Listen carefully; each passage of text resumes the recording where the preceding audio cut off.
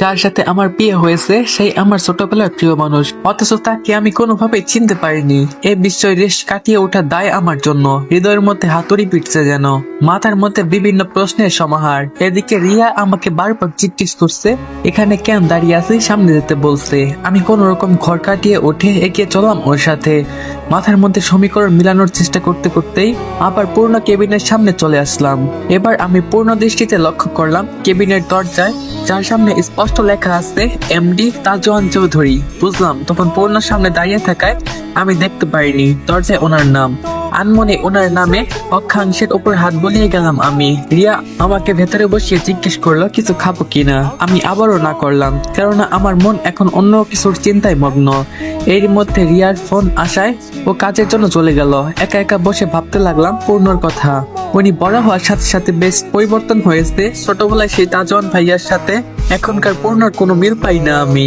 তখন কত সুন্দর হাসি খুশি থাকতেন, ভালোভাবে কথা বলতেন আমার সাথে। এখন এরকম চুপচাপ গম্ভীর কিভাবে হলেন? এর কি কারণ থাকতে পারে? অবশ্য একটা বিষয় এখন ওনার মধ্যে পরিবর্তন ঘটেনি। উনি তখনও আড়াল থেকে আমাকে কেয়ার করতেন, খানিকটা এখনো করেন।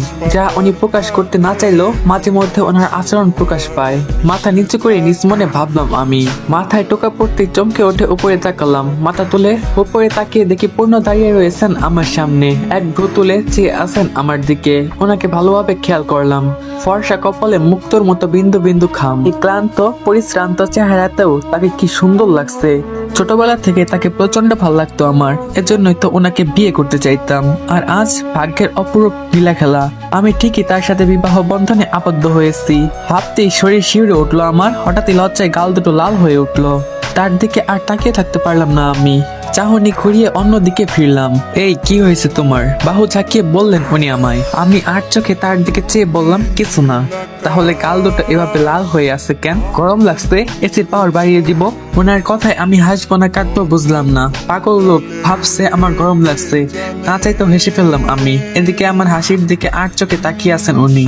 আমি ওনার হাত টেনে বললাম কাজ হয়েছে আপনার, এখন চলুন আমরা বের হব। পরামর্শ পৌঁছে গিয়েছে এতক্ষণে। পূর্ণ কিছু না বলে শান্তভাবে মাথা নাড়লেন আমার কথায়। তবে তার প্রশ্নবোধক দৃষ্টি এখনো আমার চেহারার দিকে নিক্ষিপ্ত। সেটা জেনেও বিশেষ পাত্তা দিলাম না। এই বিষয়ে ওনার সাথে পরে আলাপ পারবো। আপাতত গ্রামে যাওয়া বেশি জরুরি। অফিস থেকে বের হয়ে রাস্তার পাশে দাঁড়িয়ে আছি। পূর্ণ পার্কিং থেকে গাড়ি বের করতে গেছেন। এখান থেকে খানিকটা দূরে রাস্তার উপর সাইডে হাওয়াই মিঠাই বিক্রি করছে এক লোক। এক কাপতি একসাথে হাওয়াই মিঠাই খাচ্ছে। ছেলেটা মেয়েটাকে খাইয়ে দিচ্ছে আর খুব হাসাহাসি করছে দুইজন। সেদিকে এক মনে চেয়ে আছি আমি। ছেলেটার জায়গায় পূর্ণকে আর মেয়েটার জায়গায় আমাকে কল্পনা করতেই আনমনেই কিটকিটিয়ে হেসে উঠলাম আমি। গাড়ির হর্ন কানে যেতেই তাকিয়ে দেখে পূর্ণ এসে গেছেন। উনি গাড়ি থেকে নেমে আমার জন্য অপর পাশে দরজা খুলে দিলেন। আমিও হেঁটে গিয়ে বসলাম গাড়িতে। উনি কিছু একটা ভেবে বললেন আমি 1 মিনিট আসছি, বসো একটু। আমি প্রথমে গোল গোল চোখে তাকালো, একটু পর মাথা নেড়ে সায় দিলাম। উনি গাড়ি লক করে বের হয়ে চলে গেলেন। চোখটা একটু লেগেছিল। ঠিক এমন সময় পূর্ণ ফিরে এলেন গাড়িতে। ওনার দিকে তাকানোর আগেই হাতে দুটো হাওয়াই মিঠাই ধরে দিলেন আমায়। খানিকটা অবাক হই একবার ওনার দিকে, একবার ওনার হাতে রাখা হাওয়াই মিঠাইয়ের দিকে তাকালাম আমি। উনি ঠিক কখন খেয়াল করলেন আমি হাওয়াই মিঠাইয়ের দিকে তাকিয়েছিলাম জানি না, তবে তাকে কোনো কিছু না বলতেই তার করা ছোট ছোট কাজগুলো মনে দাগ কাটে আমার। এক গাল হেসে হাওয়াই মিঠাই নিলাম ওনার থেকে। উনি হালকা এসে আমার দিকে তাকিয়ে গাড়ি চালু করলেন। আজ কেন জানি ওনার দিকে আর চোখে তাকাতেও লজ্জা লাগছে আমার। ফাঁকা রাস্তায় উঠতেই জানালার কাছের অর্ধেক খুলে দিলাম আমি। সাই সাই করে শরতের স্নিগ্ধ বাতাস প্রবেশ করলো গাড়ির ভেতরে। ছুঁয়ে দিয়ে গেল আমাকে আর পূর্ণকে। যে বাতাসে জড়িয়ে গেল মন প্রাণ সব। সকালবেলা ওনার সাথে আস্তে আস্তে যতটা বোর ফিল করবো ভেবেছিলাম, এখন মনের অজান্তেই ওনার সাথে বসে রাস্তাটা উপভোগ করছি। আরেকবার আর চোখে ওনার দিকে তাকাতেই তার চোখে চোখ লেগে গেল আমার। যে দৃষ্টিতে আজ ছিল না কোনো গম্ভীর্য, ছিল না কোনো রাগ, ছিল শুধুই একরাশ মুগ্ধতা। গ্রামের ফাঁকা রাস্তা দিয়ে সাই সাই করে ছুটে চলেছে গাড়ি। কিছুক্ষণের মধ্যেই দাদি বাড়ি পৌঁছে যাব আমরা। গ্রামের খোলা পরিবেশ আর সবুজ ধান ক্ষেতের পাশ দিয়ে যেতে যেতে অনুভব করলাম নির্মল ঠান্ডা বাতাসের ছড়াছড়ি। সেই বাতাসকে পুরোপুরি উপভোগ করতে জানালার কাছ পুরোটুকু নামিয়ে দিয়েছি আমি। বাতাসের স্তরে আমার খোলা চুলগুলো উড়ে চলেছে আপন গতিতে। এমনকি আমার কাছে সীমাবদ্ধ না থেকে ছুঁয়ে দিচ্ছে পূর্ণকেও। আর চোখে ওনার দিকে তাকালাম আমি। এক মনে সামনের দিকে তাকিয়ে ড্রাইভ করছেন উনি। আমার চুলগুলো যে ওনার চোখ মুখে লেগে ডিস্টার্ব দিচ্ছে সেদিকে যেন তার কোনো ভ্রুক্ষেপ নেই। লোকটা বড্ড চাপা, বিরক্ত হলেও তো বলবে না। এর জন্য আমি নিজে থেকেই চুলগুলো চুলগুলো টেনে নিয়ে হাতে খোপা করতে লাগলাম যাতে ওনার সমস্যা না হয়। এক মনে খোপা করতে করতে ওনার কণ্ঠ শুনতে পেলাম, কি ব্যাপার, চুল বাঁধছো কেন? খোলা চুলে থাকতে কোনো সমস্যা হচ্ছে? ওনার কথায় থতমত খেয়ে গেলাম আমি। খোলা চুলে থাকতে আবার আমার সমস্যা হবে কেন? ওনার যাতে সমস্যা না হয় এজন্যই তো আমি চুলগুলো বাঁধছিলাম। অবাক হয়ে বললাম, আমার কেন সমস্যা হবে বলুন তো? চুলগুলো উড়ে গিয়ে তো আপনার চোখে মুখে বাঁধছিল। আপনার যাতে ড্রাইভ করতে ডিস্টার্ব না হয় এজন্যই তো আমি চুল বাঁধছিলাম। আমি তোমাকে একবারও বলেছি আমার কোনো ডিস্টার্ব হচ্ছে? ওনার শান্ত স্বরের প্রশ্ন শুনে আপনা আপনি চোখ গেল আমার তার দিকে। উনি গম্ভীর চোখের চাহনি দিয়ে আমার দিকে তাকিয়েছিলেন। তার প্রশ্নের কোনো জবাব আমি দিতে পারলাম না। আসলেই উনি তো কিছু বলেননি। চুলগুলো ছেড়ে চুপচাপ মুখ ফিরে নিলাম আমি। এবার উনিও সামনের দিকে তাকিয়ে পুনরায় ড্রাইভ করে মনোযোগ দিলেন। দেখতে দেখতে আমরা পৌঁছে গেলাম দাদি বাড়িতে। উঠোনের পাশে খোলা জায়গায় আরেকটি গাড়ি দেখে বুঝলাম বড়ম্বরা এসে গেছে। পূর্ণ গাড়ি থেকে নেমে আমার জন্য দরজা খুলে দিলেন। আমিও কথা না বলে বের হয়ে হাঁটতে শুরু করলাম ভেতরের দিকে। আচমকা হাতে টান পড়ে পেছনে ফিরে তাকালাম আমি। পূর্ণ আমার হাত ধরে দাঁড়িয়ে আছেন। আমি দুই ভ্রু কুঁচকে ইশারায় ওনাকে জিজ্ঞেস করলাম কি হয়েছে। পূর্ণ কোনো জবাব না দিয়ে ধীর পায়ে এগিয়ে এলেন আমার দিকে। তারপর আলতো হাতে আমার শাড়ির আঁচলটুকু দিয়ে মাথায় বসিয়ে দিয়ে খানিকটা পিছিয়ে গেলেন। আমি বিস্মিত নয়নে দেখছিলাম তাকে। উনি কয়েক মুহূর্ত আমার পা থেকে মাথা পর্যন্ত দেখলেন। এবার ঠিক আছে, এখন একদম নতুন বউ লাগছে। হঠাৎ করে আমার গাল টেনে দিয়ে বললেন উনি। এদিকে ওনার কথায় আর কাজে লজ্জায় লাল বর্ণ ধারণ করলো আমার গাল দুটো। মাথা নিচু করে রইলাম চুপচাপ। আমাকে চুপ থাকতে দেখে পূর্ণ কিঞ্চিত কেসে বললেন, কি ব্যাপার, এভাবে বাড়ির বাইরে দাঁড়িয়ে সময় নষ্ট করছো কেন? সবাই আমাদের জন্য অপেক্ষা করছে, ভেতরে চলো। বলে আমার হাত ধরে হন হন করে হেঁটে চলেন বাড়ির ভেতরে। এদিকে আমি অবাক হয়ে চেয়ে আসি ওনার দিকে। আমি নাকি সময় নষ্ট করছিলাম? বলে কি? এ লোকটার মুড কেমন মিনিটে মিনিটে চেঞ্জ হয়, যেটা আমার পক্ষে ভাবা দায়। বাড়ির ভেতরে প্রবেশ করতে একটি মধ্যবয়সী মহিলা আমাদের হাসি মুখে বরণ করলেন। আমাদের ভেতরে আসতে দিয়ে আমার গালে হাত রেখে বললেন, তুই আমাদের তুরফা, আমায় চিনেছিস? আমি তোর কাকি হই। এত বড় হয়ে গেছিস বুড়ি, সেই যে ছোট্ট থাকতে দেখেছিলাম তোকে, একদম পুতুলের মতো ছিলি। তারপর আমি বললাম, এখন কি দেখতে ভালো নয় কাকিমা? দুঃখী দুঃখী মুখে প্রশ্ন করলাম আমি। আমার কথায় কাকি উত্তর দেওয়ার আগে পাশ থেকে পূর্ণ বিড়বিড় করে বললেন, না, এখন দেখতে পেতনির মতো লাগে। ওনার কথা শুনে রেগে চোখ পাকিয়ে তাকালাম তার দিকে। উনি সেটা দেখেও দেখলেন না, এমন ভাব করলেন। কাকিমা হেসে বললেন, আরে পাগলি, এখন তো দেখতে আরো সুন্দর হয়েছিস। এটা আবার বলা লাগে? কাকিমার কথা হেসে ফেললাম আমি। এক এক করে ফুপি চাচুদের সাথে পরিচয় হলো আমার। এতদিন পর পরিবারের এতজনকে সাথে পেয়ে আমি আবেগ আপ্লুত হয়ে সবার সাথে কথা বলছি আর কুশল বিনিময় করছি।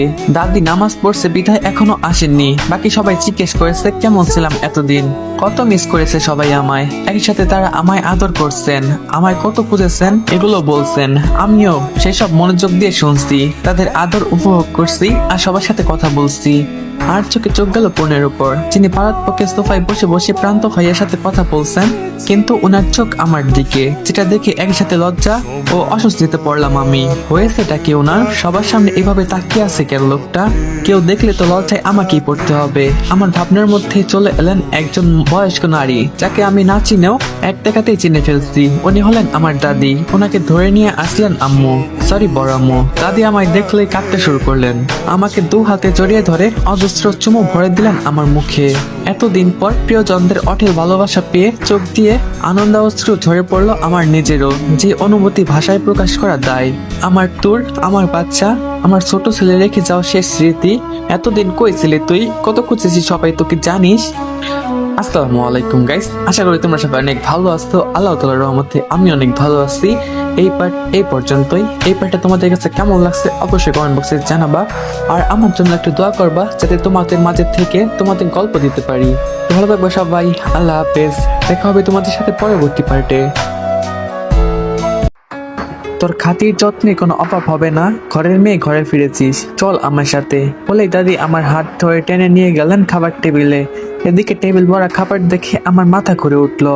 এত এত রান্না করেছে সবাই আমার জন্য, এত খাতির যত্ন আদর ভালোবাসা দিয়েছে এখন সবাই আমায়।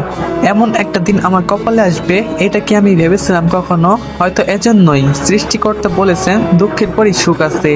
আজ নিজের পরিবারকে ফিরে পেয়ে এত বছর দুঃখের কথা খেতে চেয়ে বসলো আরেক বিপত্তি। তাদের নির্দেশে পরম্মু কাকিমা আমার একটার পর একটা খাবার তুলে দিচ্ছে, আর আমি মানাও করতে পারছি না।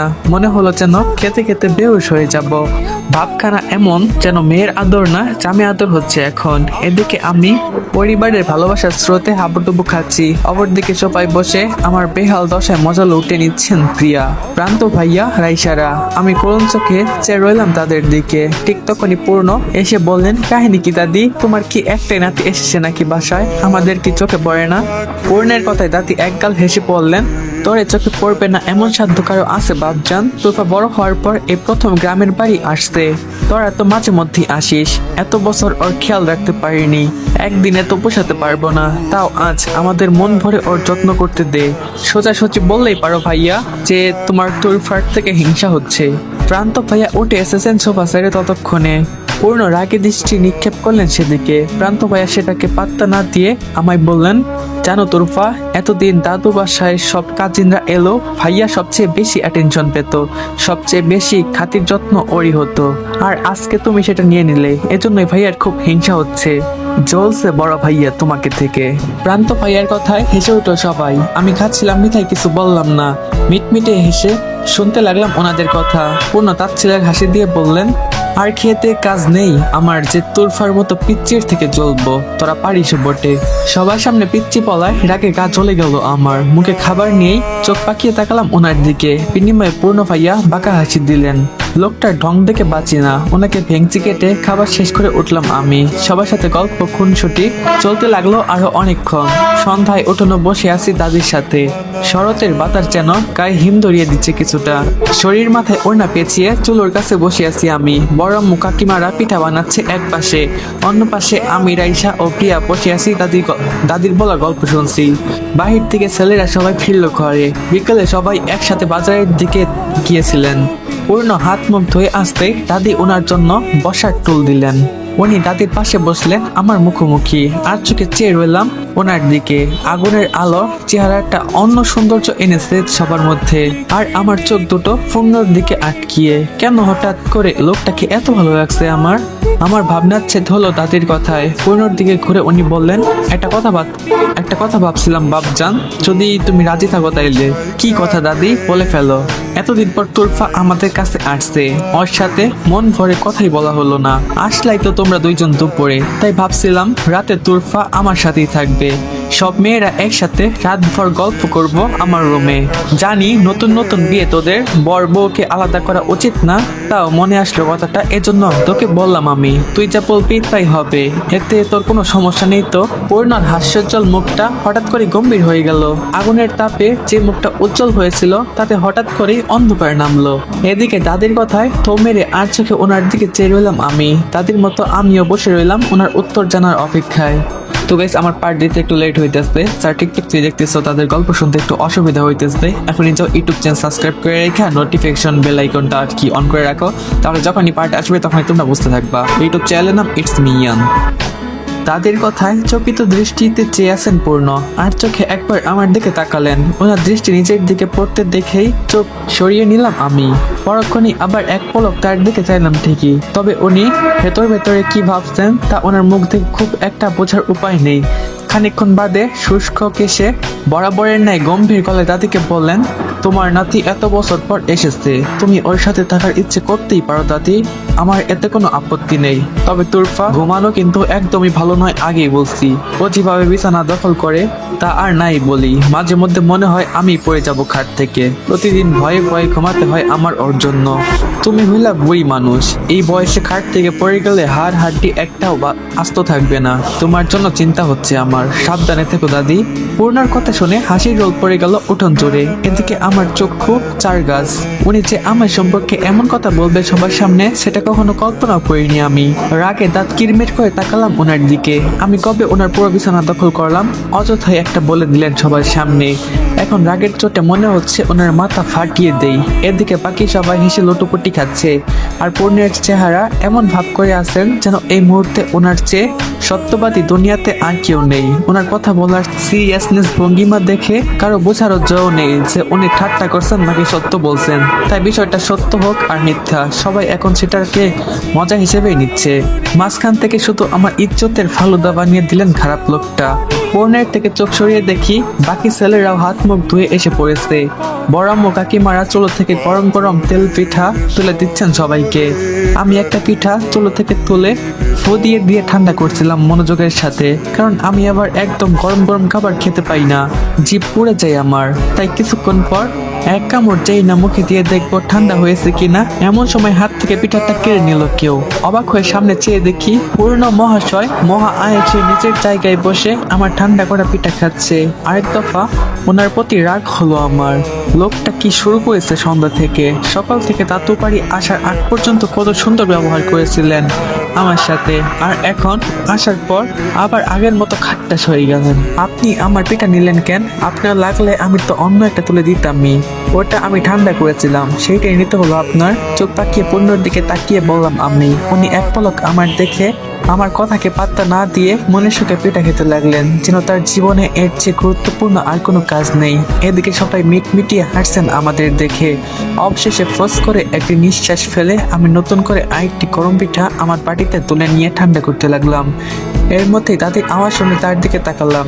কত বছর পর তোদের দুজনের খুনসুটি দেখছি, মনটাই পড়ে গেল আমার। ছোটবেলায় ঈদে দেখা হলেই তো একসাথে থাকতি তোরা, এখন তোদের বিয়ে হওয়ার বেশ হয়েছে, আমি অনেক খুশি হয়েছে, খুব মানিয়েছি আমার প্রিয় নাতি নাতনিদের একসাথে, মাশাআল্লাহ। দাদি হাসি মুখে বললেন, তার সাথে হেসে মাথা নাড়লো সবাই। এর মাঝেই ছোট চাচ্চু বললেন, তবে পূর্ণ একটা কাজ ঠিক করলো না মা, তুমি আর যাই বলো, এটা তো আমরা সবাই জানি যে ছোট থেকে তোর মামনি গরম পিঠা খেতে পারে না, বেচারি এতক্ষণ ধরে ফু দিয়ে ঠান্ডা করেছে আর পূর্ণ তো করে নিয়ে নিল, অথচ ছোটবেলায় তো ও নিজেই তুরফার জন্য পিঠা ঠান্ডা করে দিত। ছোট চাচুর কথা শেষ না হতেই হঠাৎ করে বিষম খেলেন পূর্ণ, যার কারণে মাঝপথে থেমে গেলেন চাচু। কাকিমা পাশ থেকে পূর্ণকে পানির গ্লাস এগিয়ে দিয়ে বললেন, আস্তে খা বাবা, খাওয়ার সময় এত তাড়াহুড়া করার কি আছে? কোনো উত্তর না দিয়ে চুপচাপ পানি খেতে লাগলেন উনি। এদিকে ছোট চাচুর কথা পুরো শোনার জন্য ছটফট করছে আমার মন। পূর্ণ ছোটবেলায় আমার জন্য পিঠা ঠান্ডা করে দিত, আর কি কি করতেন উনি এসব তো মনেই নেই আমার। আমি পিঠা খেতে খেতে চোখ গেল পূর্ণর দিকে। উনি শান্তভাবে তাকিয়ে আছেন আমার দিকে। ওনার দিকে চোখ সরিয়ে ব্যাপক আগ্রহে ছোট চাচুকে জিজ্ঞেস করলাম, কি যেন বলছিলে চাচু? কই শেষ তো করলে না? চাচু পুনরায় কিছু বলার আগে মুখ করলেন পূর্ণ। তো আসসালামু আলাইকুম গাইস, এই পার্ট এই পর্যন্তই। এই পার্টটা তোমাদের কাছে কেমন লাগছে অবশ্যই কমেন্ট বক্সে জানাবা। ভালো থাকবা সবাই, আল্লাহ হাফেজ। দেখা হবে তোমাদের সাথে পরবর্তী পার্টে।